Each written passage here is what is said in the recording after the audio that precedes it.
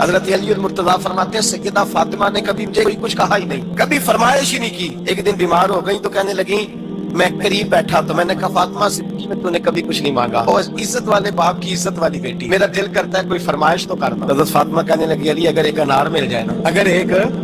میرا دل کر رہا ہے اگر ایک انار مل جائے، ایک انار مل جائے تو طبیعت چاہ رہی ہے انار کھانے کو۔ مولا علی شیر خدا فرماتے میں گیا، ایک انار خریدا بازار سے، 1 دینار تھا میری جیب میں، انار خرید کے جب واپس پلٹا نا تو کہتے ہیں ایک بوڑھا شخص،